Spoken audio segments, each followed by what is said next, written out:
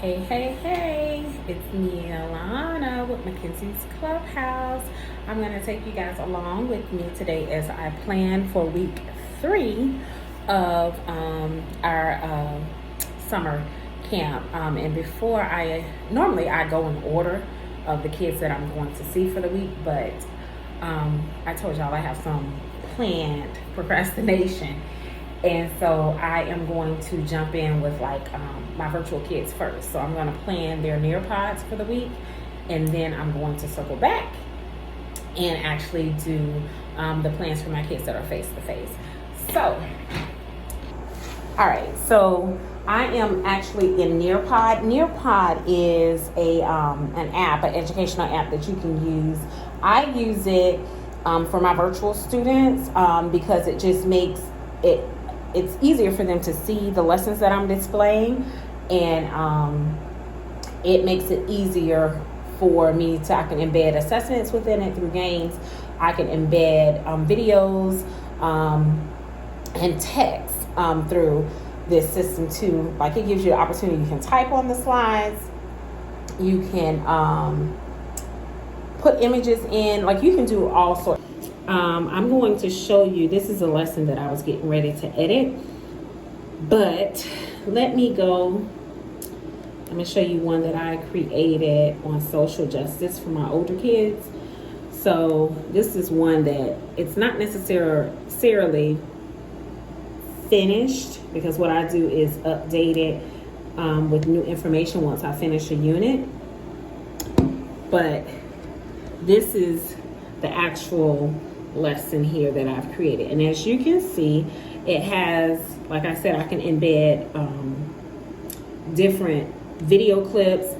I can do text with screenshot. All of these here are different types of activities that I use for assessments. Today I am going to go ahead and create my lesson for my primary virtual student, and so I'm gonna buzz back in a few seconds once I get a few of the slides going, and then I'll let you guys know how it looks. All right, so as you can see, I have finished the phonics slides.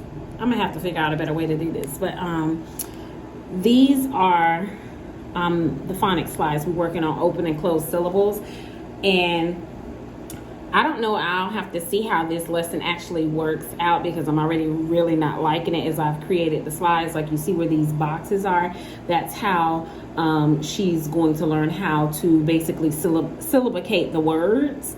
And like I said, it just works better when it's a hands-on activity. Here for the assessment, I chose to do matching pairs. And so her being able to just you don't want them to just syllabicate the word, but you want them to be able to syllabicate the word and to blend the word back together. This will check her will check her knowledge on being able to blend those words back together and match it back up with the right actual picture. So that's the phonics piece that we will we'll work on for this session, or for that session. And now I still need to do a word work piece, because certain days we work on fluency, certain days we work on word work. And so I'm going to embed that piece in that we're going to work in, and then we're going to go into the comprehension. So I try to set my sessions up the same way I would set the session up if the child was face-to-face. Now, she does one day face-to-face, one day virtual. And so because of that, I alternate the phonics and the word analysis piece. So anyhow, I'm going to go ahead and add those pieces. I'll come back and show y'all that, and then we're going to wrap this thing on up. Okie dokie smoky. So I have basically finished the whole thing, but I'm coming back to you guys to give you like an update on that section that I did. So just as a recap, I started out with doing the phonics portion, and I added an assessment piece just to assess the learning, because we don't want to just teach something and not assess it. And so where I left off was here, where we were talking about fluency and phrasing. So we're going to, this week we talked about syllabicating words. So I'm going to review that strategy with her, and then we're going to work on some fluency phrasing with repeat reads. we'll do 2 of those as a time read, and then we'll go into the actual fluency passage, and I'll do a time reading there. And then I embedded the comprehension piece. So we're studying solar systems with this. I'm studying solar systems with this particular group. So this article is actually an article from my Time for Kids book here. And all I basically did was take a picture of it and uploaded it. So it's not like perfect. I'm gonna double click on it so you guys can see it.